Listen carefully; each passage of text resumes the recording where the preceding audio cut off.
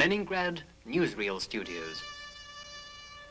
900 unforgettable days.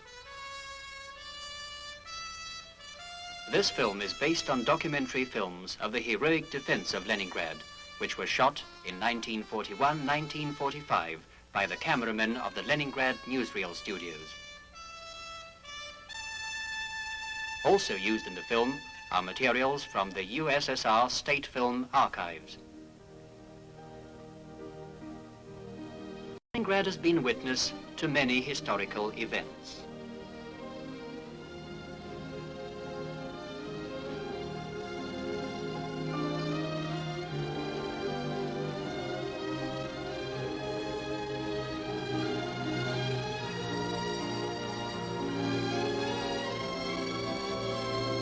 The residents of the city on the Neva River will never forget the bitter days of the war.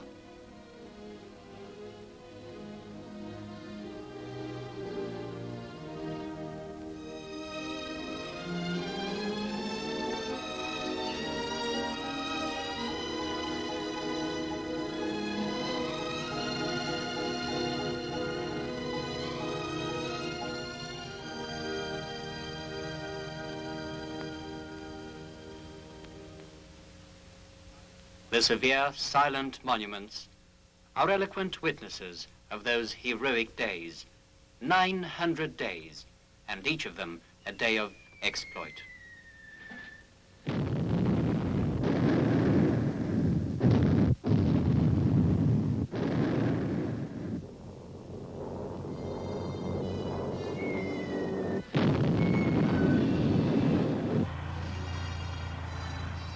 On a June morning in 1941, war broke out on the Bug River, spread to the Ukraine, Belarus, and the Baltics.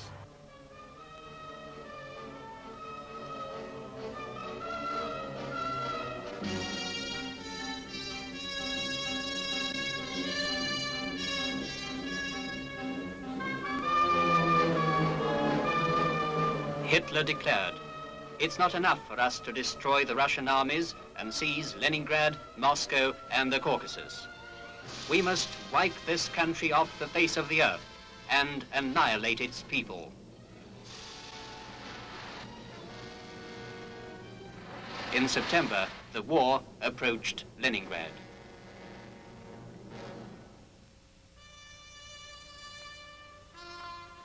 These pillboxes are austere witnesses of terrible years.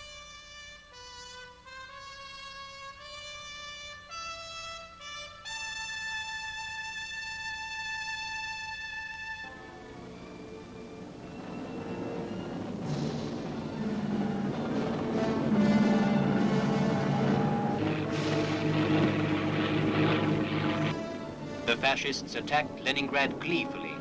They were accustomed to having cities surrender sooner or later, and those that didn't surrender perished.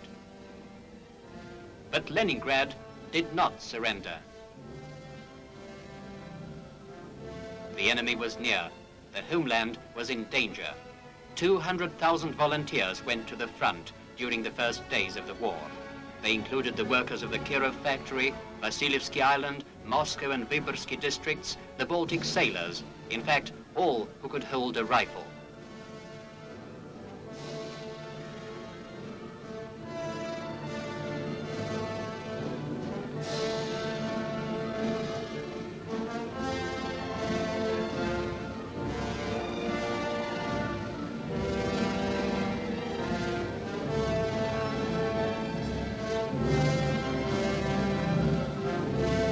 In seeing their husbands off, the women cried, "Be sure to come back."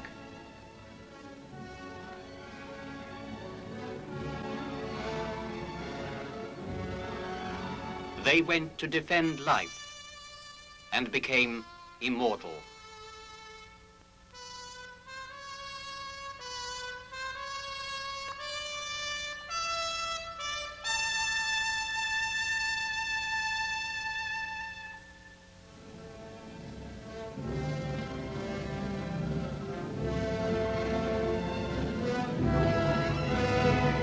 The city became the front.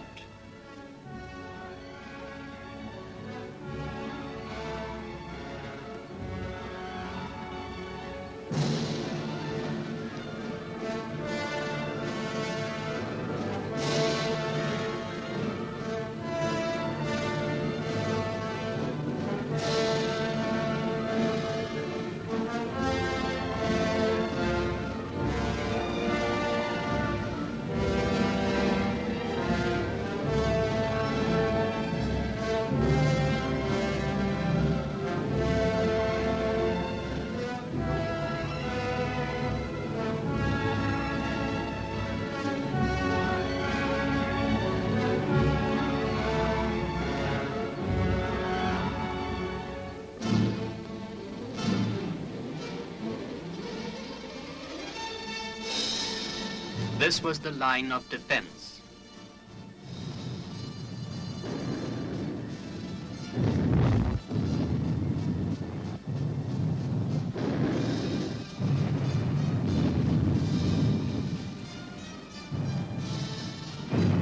Words cannot express this today.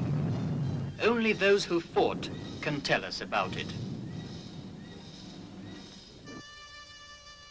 Only those who remained here forever, those who became part of the granite. The inscription on the monument states, on this line of defense in September 1941, the heroism and inflexible willpower of the soldiers of the 55th Army stopped the enemy that broke through to Leningrad. The enemy was stopped here, but Leningrad was encircled. The blockade lasted 900 days. Another line of defense. Here, in September 1941, the fascist hordes were stopped. The Germans were stamping at the very threshold of the city. In September 1941, the Nazi propaganda boastfully declared, the Führer has decided to wipe the city off the face of the earth. It's considered that a tight blockade of the city, artillery fire of all calibers, and constant bombing from the air will level the city with the ground.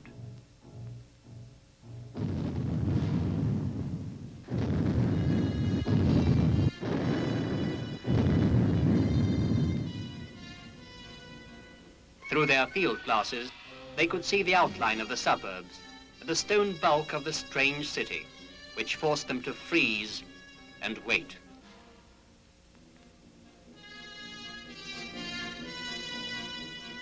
Wait.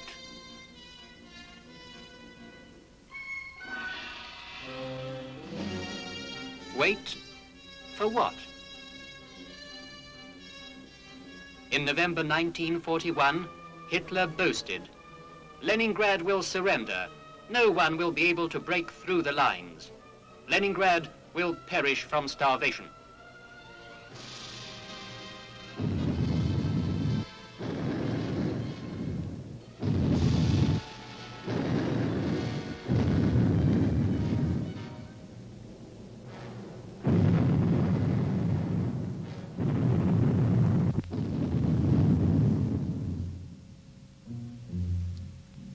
The blockade, the winter of 1941. It seemed that life had come to a standstill.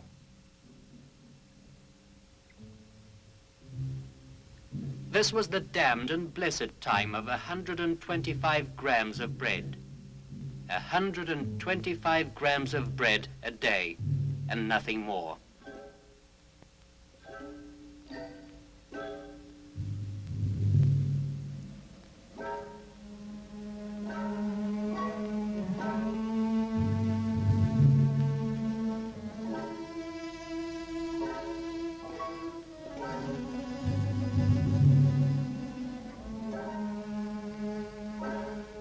Thousands died from starvation.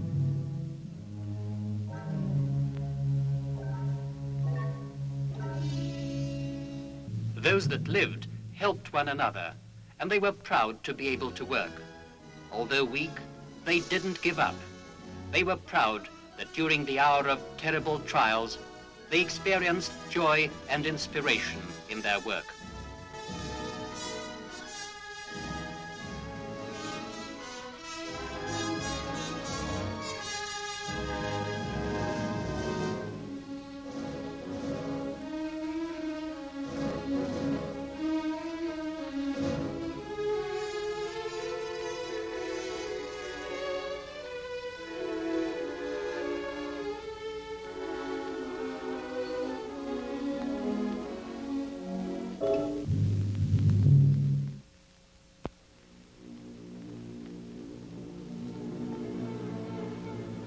Baltic flyers flew from here for the first time to bomb Berlin.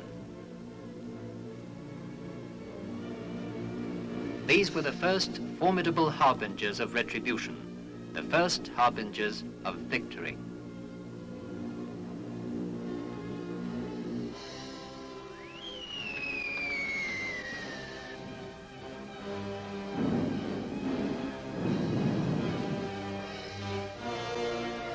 Smolny. Back in 1917, the headquarters of the revolution was here. Now it's the headquarters of the defense of Leningrad. And the people knew that the enemy would be repulsed. The enemy would be crushed. And the Leningraders told one another, never mind, we'll manage. The defense headquarters of Leningrad decided, the frost is our enemy, but we'll make it our ally. The waters of Lake Ladoga froze, and cars and lorries could now travel across it. The 30-mile icy motor road became a lifeline. The posters stated, remember, you are bringing food to the starving people. You are bringing food to Leningrad.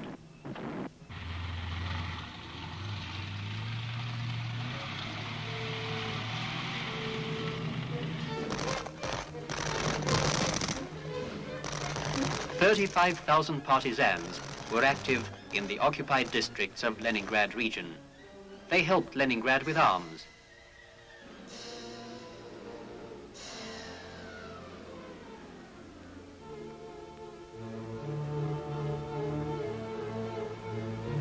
They shared their bread with Leningrad. Deep in the enemy's rear, the partisans brought food to the city in carts. During those days, the entire Soviet Union, caught up in the flames of war, helped Leningrad, and therefore Leningrad survived.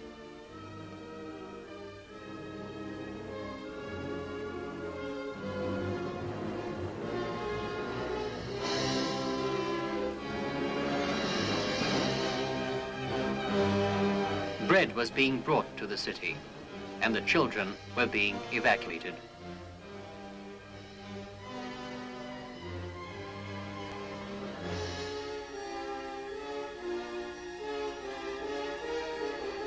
The blockade and starvation came to an end for these Leningraders during the first winter.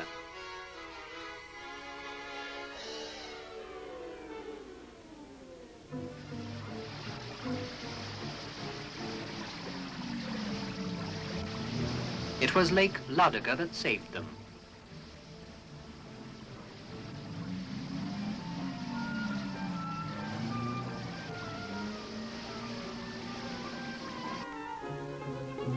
The spring of 1942 arrived. The frost abated, and there was danger of epidemics. The defense headquarters ordered, the city must be cleared up, and everyone did his share.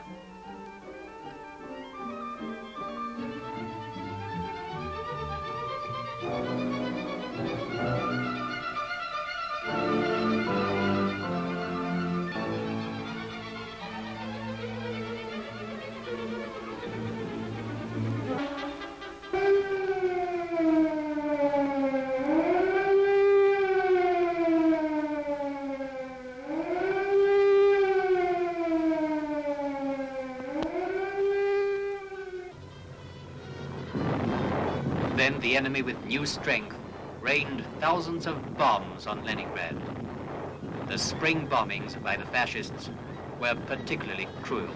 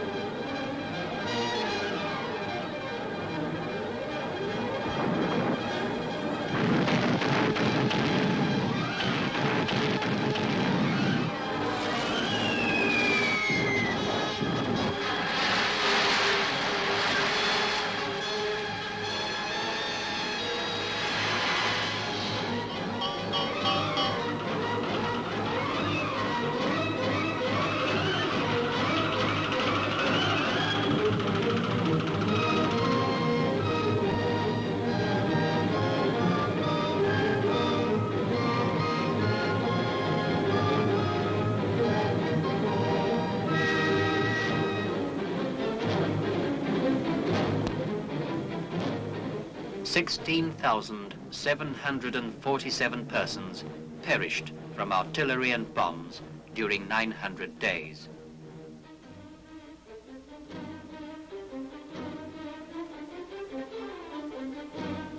The sign warns, go slowly, danger, unexploded bomb.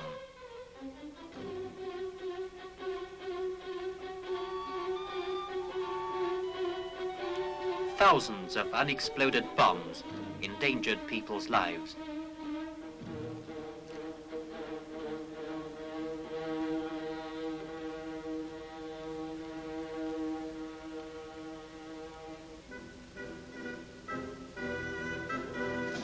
And once again, Leningrad saved its children.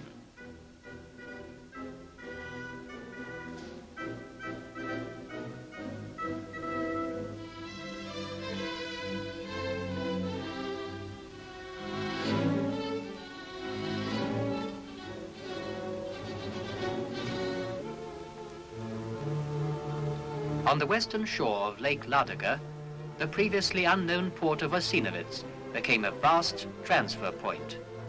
In a short period of time, kilometers of wharves appeared, railway lines and warehouses.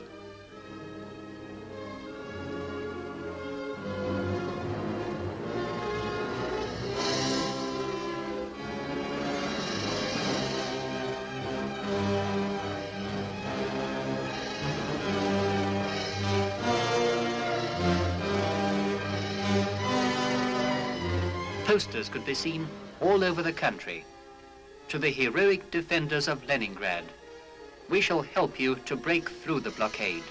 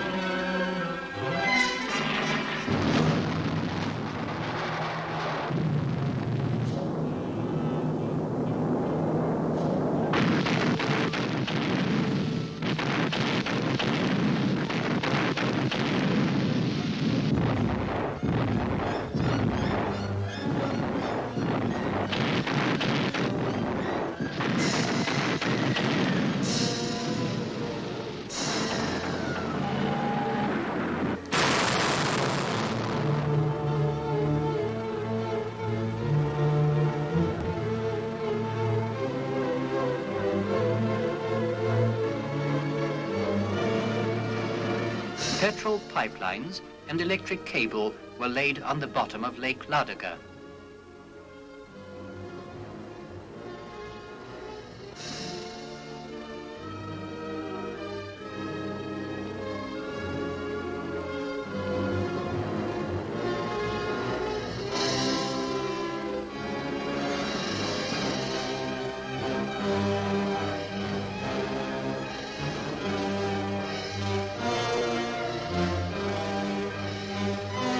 The country sent more and more reinforcements to Leningrad.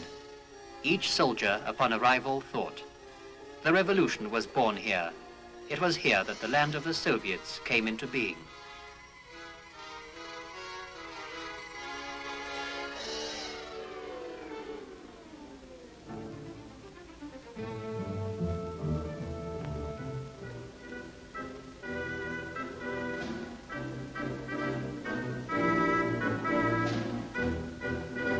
But the city was still encircled.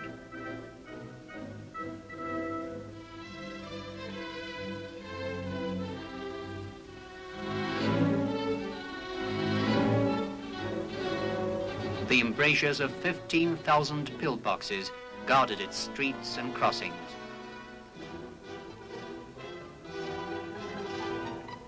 While still inside the city limits, the conductor announced, the tram doesn't go any farther.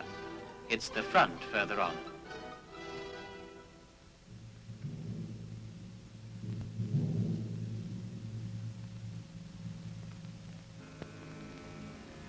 The fascist fortifications could be seen from the ruins of the Pulkovo Observatory.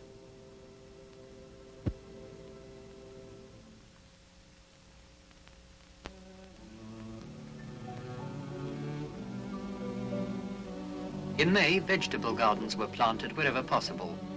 Leningraders sowed the seeds that had been obtained with great difficulty on the streets and squares next to St. Isaac's Cathedral and the rostral columns. The starving Leningraders needed vegetables. The fascists said, "Leningrad is dead. It's a wasteland piled up with corpses."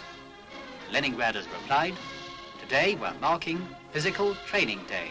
We'll show them how dead Leningrad is."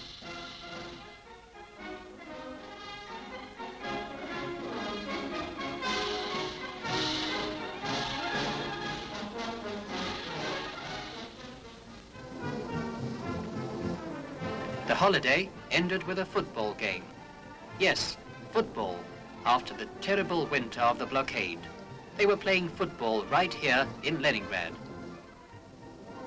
The game was broadcast over the radio. The loudspeakers in the front lines broadcast it to the Hitlerite dugouts.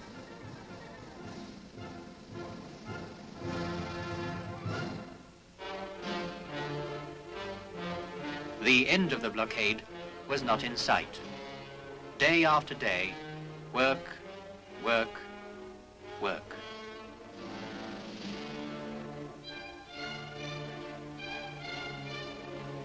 After a hard day's work, there was general military training, 2 or 3 hours at a time. Another day, back to work again. People became accustomed to the bombing and shelling. The tobacco factory made mines, the confectionery plant made artillery shells, and the Skorokhod footwear factory made machine gun belts, and the Primus stove shop made grenades. In September, the defense headquarters decided that the tragedy of the past winter must not reoccur. The city needed fuel. Felling trees became part of the front too.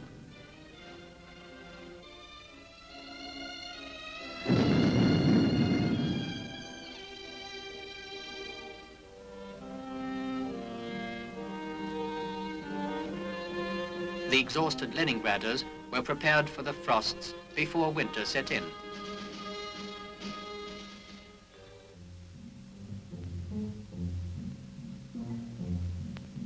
Although the city was still encircled, the sailors of the Baltic Fleet had broken through the blockade.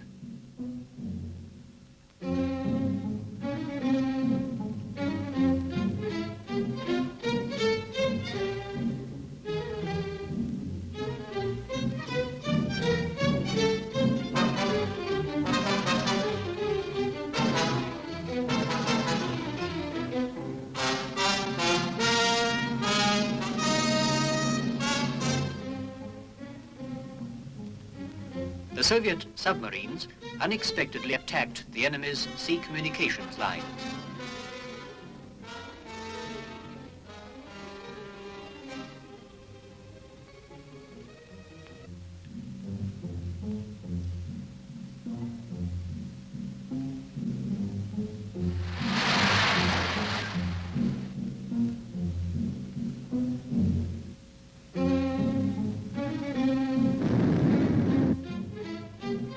Leningrad reminded the enemy of its existence on the sea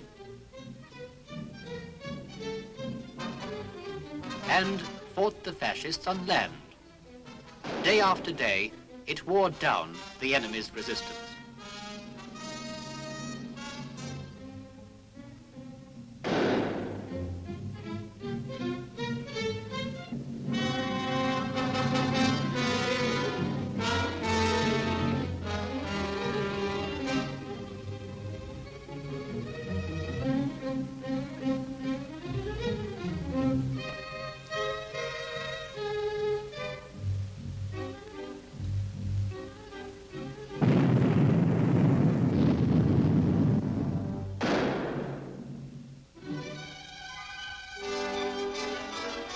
The German command decided to storm Leningrad in September. Reconnaissance had discovered that divisions from France were being withdrawn to be hurled against the besieged city. Manstein's army arrived from the south with numerous siege equipment.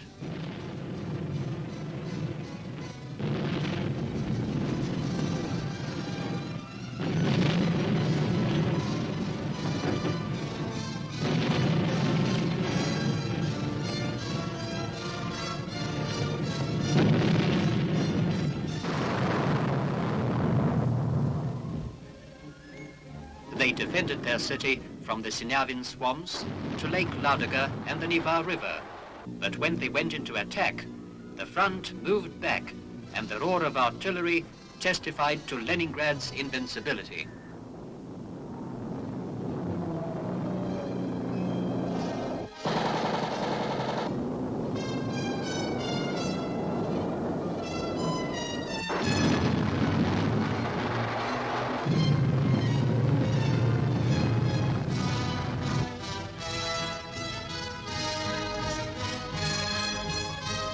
For some, the new assault on Leningrad ended with death.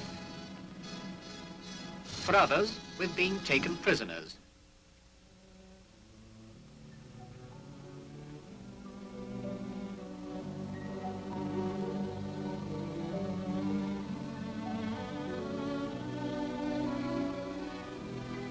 Tomorrow meant going into battle again.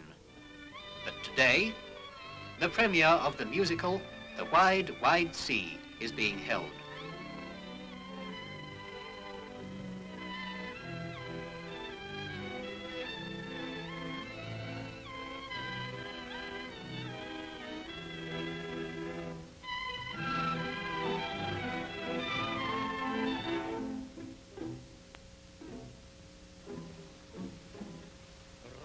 Раскинулось море широко, и волны бушуют вдали. Товарищ, мы едем далеко, подальше от нашей земли.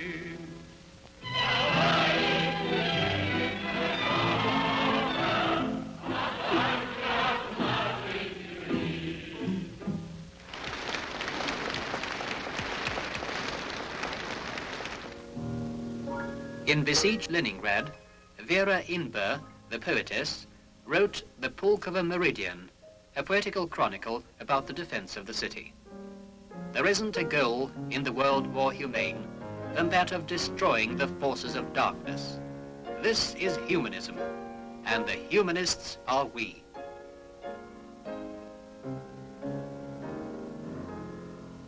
This is where the poet Nikolai Tikhonov worked and fought. He's reading his poem, Kirov is with us.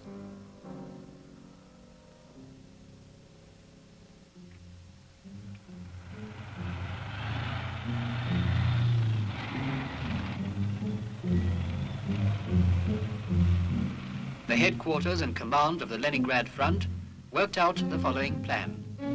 Force the Neva River, attack in the east, destroy the enemy south of Lake Ladoga, and join the troops of the Volkhov front. They were powerful enough now to undertake such an operation.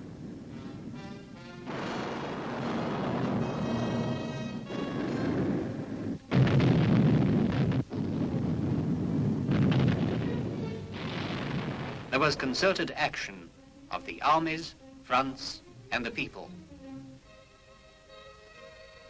Good news came from the fortress on the Volga. The Soviet armies are continuing their offensive.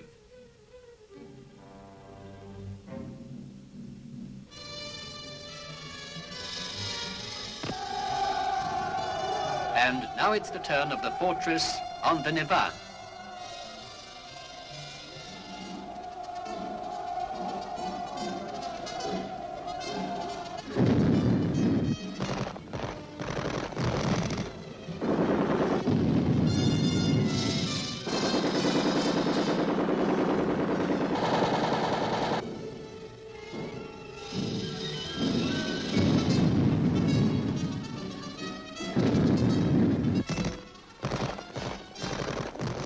The soldiers of Leningrad spent 7 days and nights breaking through the enemy's encirclement, and they were successful.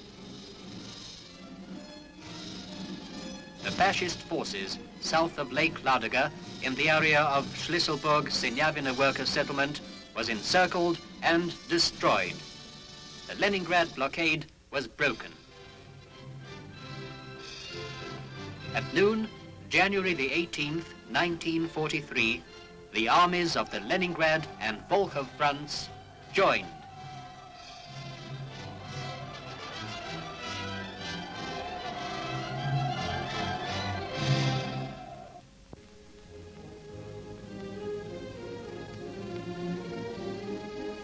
Meetings were held all over Leningrad. One of the foremost workers, Korolyova, speaks. Comrades, our brothers in arms have broken through the blockade. Oh, one heart seems to burst with joy. But the front is in need of ammunition, a great deal of ammunition, and we produce the ammunition. My work team and I pledged to produce 3 quotas daily, just as we did today.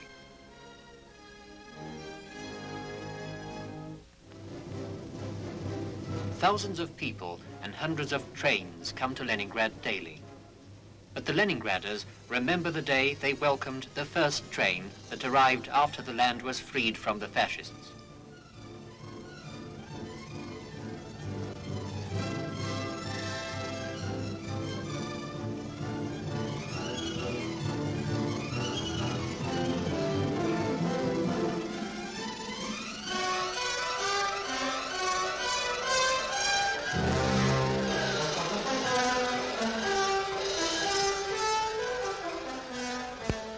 The blockade was broken, but the siege continued.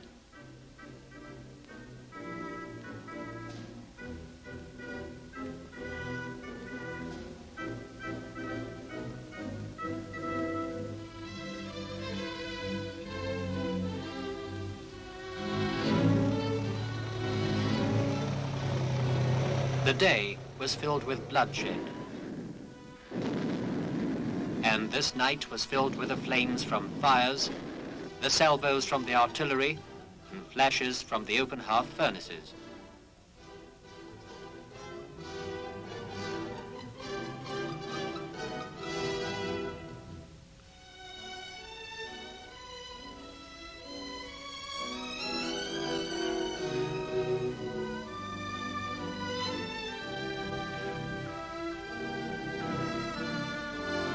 Leningrad was still the front and its blacksmith.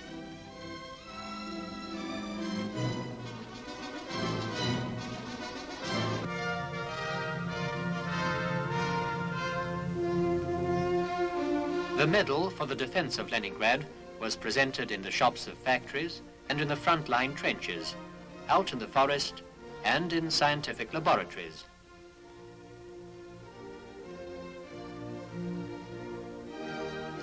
It was awarded to soldiers and workers, sailors and partisans.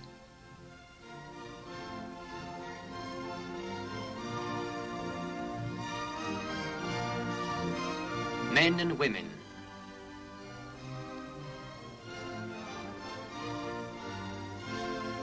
Old folk and children.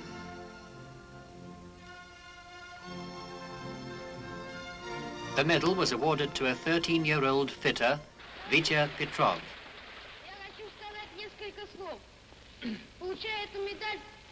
Comrades, I'd like to say a few words. Upon receiving this medal, I remember my father, who had worked here for more than 20 years. He trained many young boys, including me. My father was killed by the enemy. I pledged to take revenge for my father's death and the destruction of Leningrad. I promised to work for the front and, if necessary, to defend Leningrad.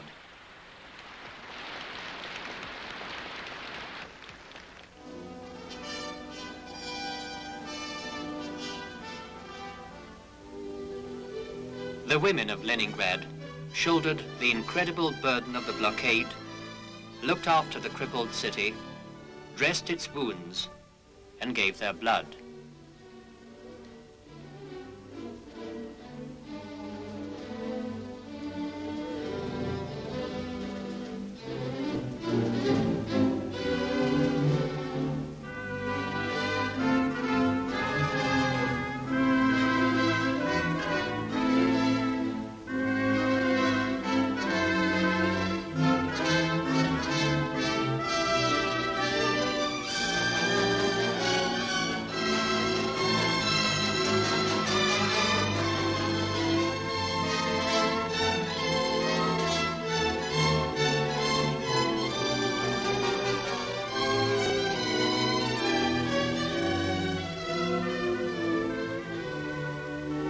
The year 1943. The fascists are still on the outskirts of Leningrad.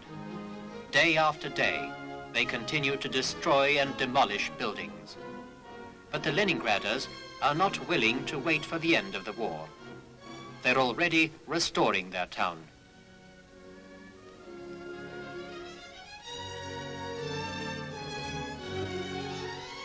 The workers launched a new ship and named it in honor of the hero Vladimir Poluhin.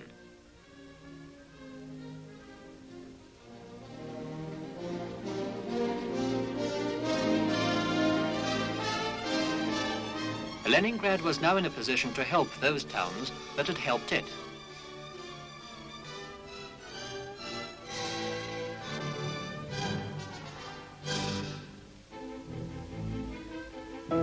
The children put out incendiary bombs.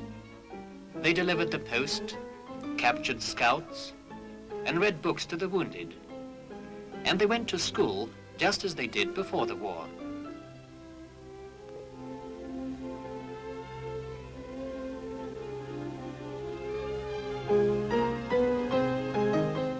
The sirens interrupted the quietness of the classrooms and auditoriums.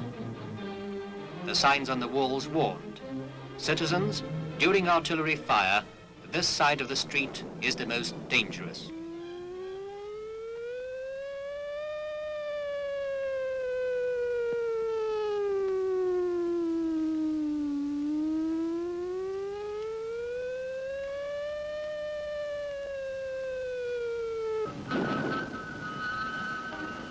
Every day, the fascists kept firing direct at Leningrad.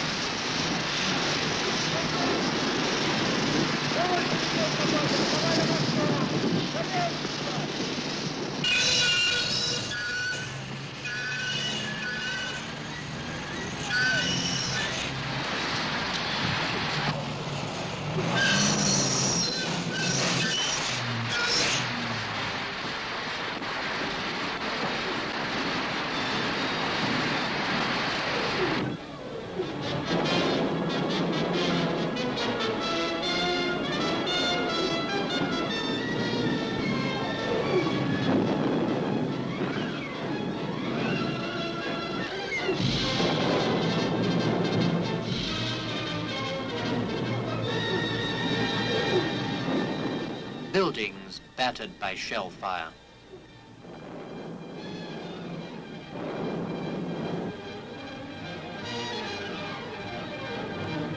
The fascists were taking their revenge on the city because their last attempt to storm Leningrad near Sinyavina had failed.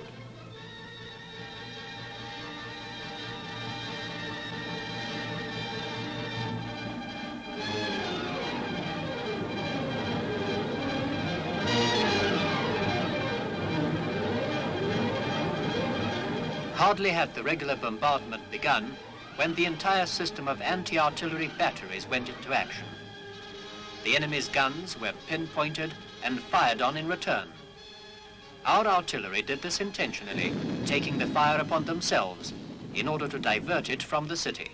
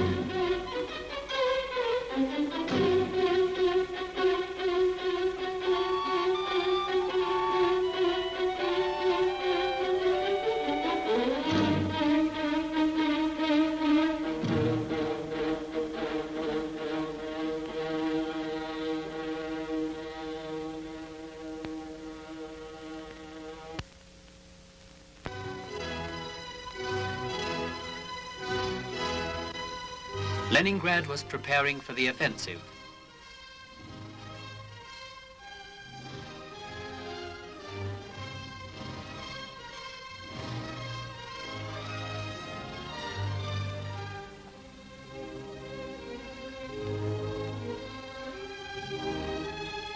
The Soviet command decided to strike from two directions, the Orienbaum bridgehead and the Pulkovo heights. The powerful pincers movement would cut off the fascist forces and destroy them at the walls of Leningrad.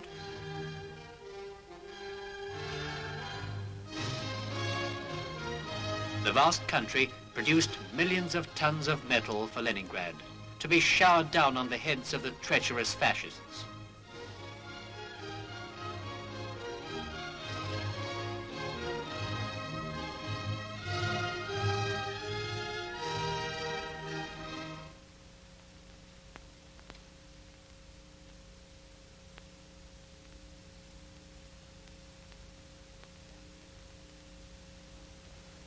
On January the 15th, 1944, Leningrad went over to the offensive.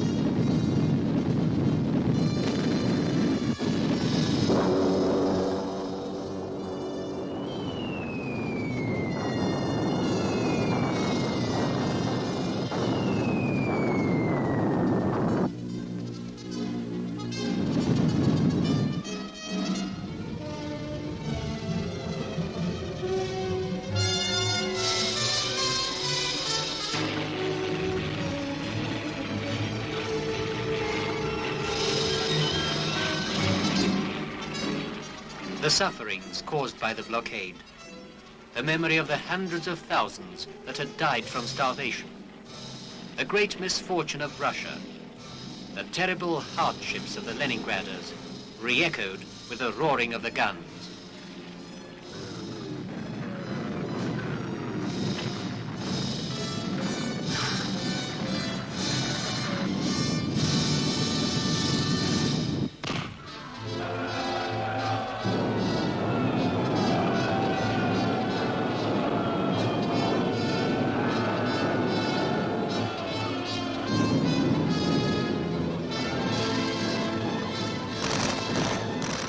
During the blockade, Leningraders said, "Not a step back."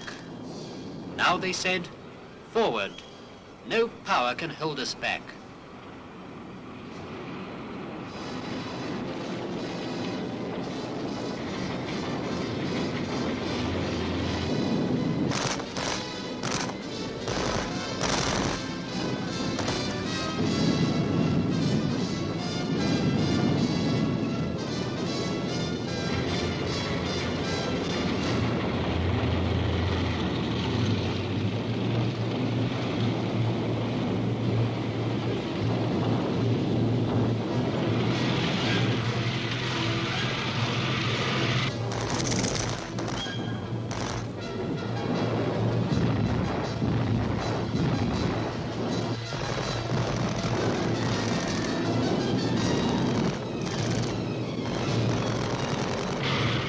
Krasное Selo is captured from the enemy.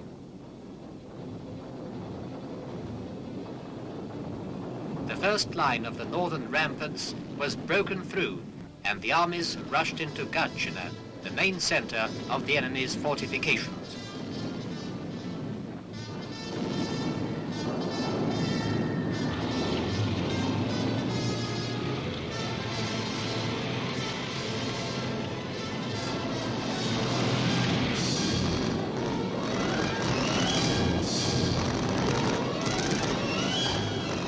our armies broke through to Gatchina on January the 26th, 1944. This was the end of the siege, the 900th day.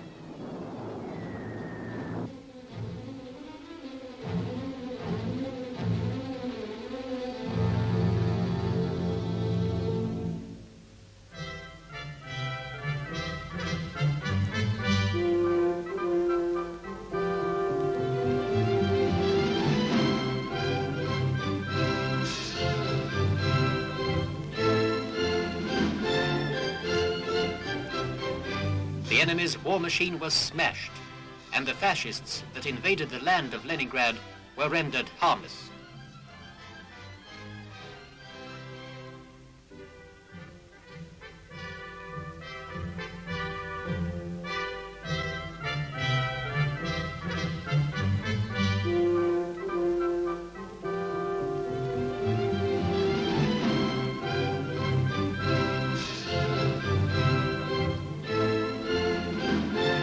The arms that were used against Leningrad will always remain on display as exhibits of the fascists' disgrace.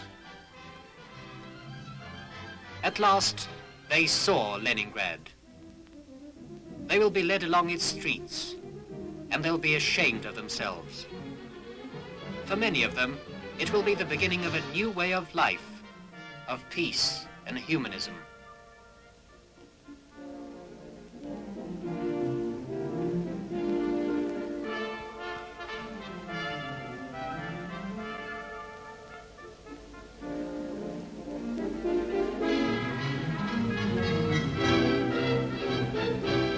The remainder of the crushed fascist divisions, which remained near Leningrad, surrendered in a year and a half on the shores of the Baltic Sea to the armies of the Leningrad front.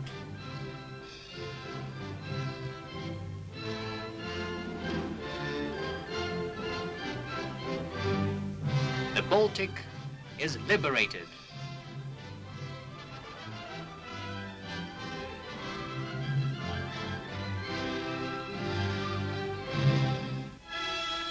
Leningrad is in a holiday mood. The golden spire on the Admiralty building sparkled anew.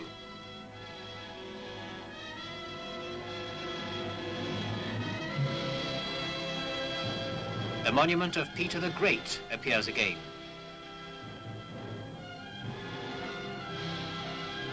The famous clogged horses are back in their places. And the signs of warning have disappeared. All this has become something of the past. The years go by. New houses appear, and new people live in them.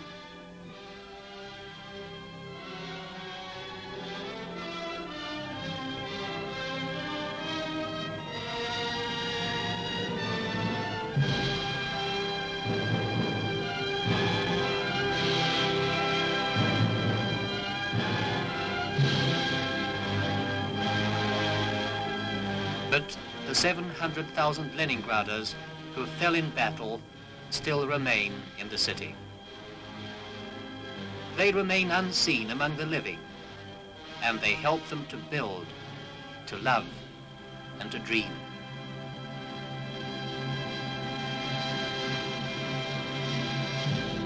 And the Soviet people will never forget the 900 days that have become a legend of bravery and love for one's country.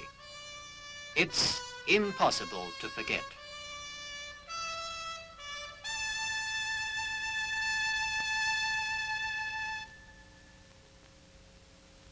This film was made by scriptwriter Taluntis, direction Solovtsev, camera Trofimov, music Kotlerevsky and Tombak. Released by Sov Export Film.